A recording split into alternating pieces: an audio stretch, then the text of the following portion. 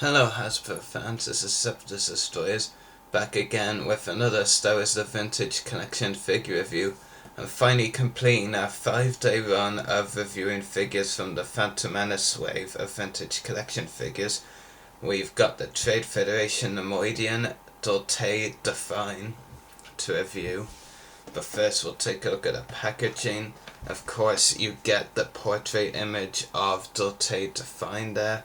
You also get the name there and the Star Wars The Phantom Menace logo. On the back of the packaging, of course it's missing the 12 kilobyte description as you've heard me say in the last few reviews. And no vehicles down here either, like the US and other variations of this packaging. So that's the packaging done. Now onto the figure. It's been a while since Hasbro released a Nemoidian figure actually.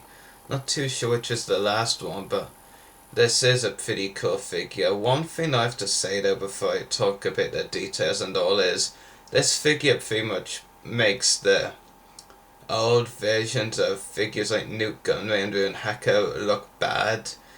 They're not really, but they're not really that good either, and it makes them look bad. So really it just shows how much Nute Gunray, Rune Hako and Lockdog especially need updating into figures of today's quality and standards, because like the last Gunray was released in like 2001, maybe even 1999, same with Rune Hako.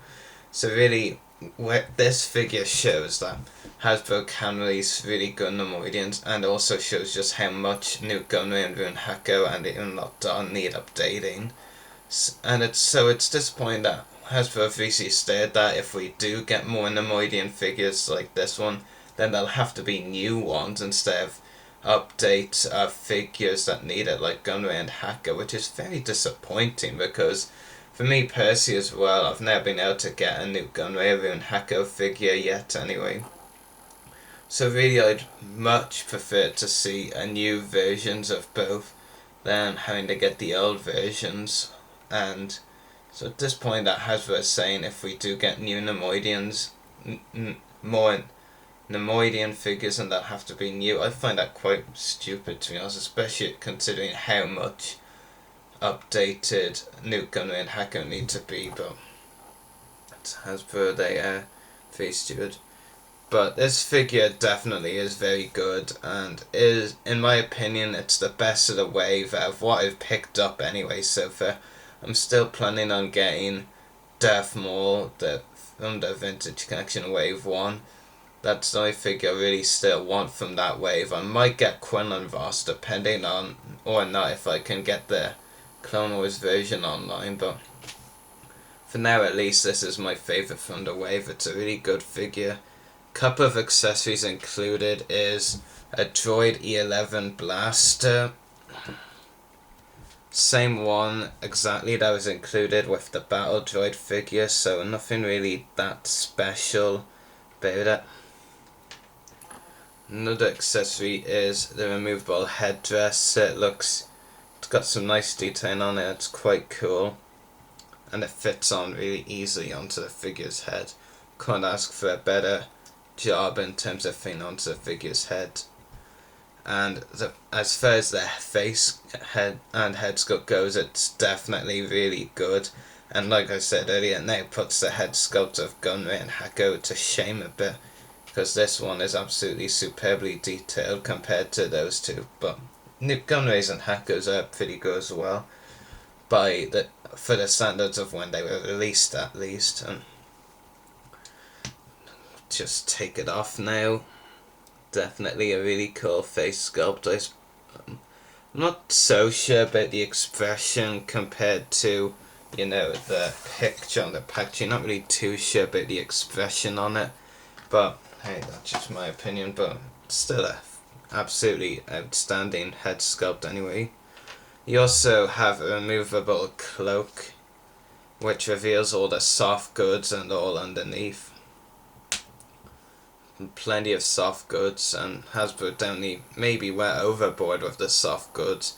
I'm not really sure how much the soft goods up on the shoulders were needed, but it was pretty cool nevertheless. And there's some really nice detailing on it. Back of the figure is a bit plain, but still pretty cool. And the front of the figure is just absolutely detailed superbly. Well, I've still got this and everything off. I'll take a look at the articulation. Ball jointed head, ball hinged shoulders, ball hinged elbows, yeah. Swivel wrists, swivel legs, swivel ball hinged knees and ball hinged ankles. I really messed up in the articulation there, but yeah, that's what the articulation is. And definitely a very well articulated figure. Just put all the stuff back on the figure first before I wrap up this review. Okay, so there's the cloak back on, the head can sometimes be a bit fiddly to get back on, but yeah.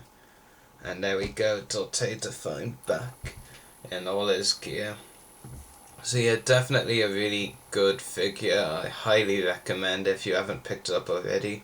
Definitely a cool figure, and does really go along quite well with some of your bad guys, especially if you already have the old Gunray and Hako and the Unlocked Odd figures. This would definitely display really well with them. And it is a really cool figure.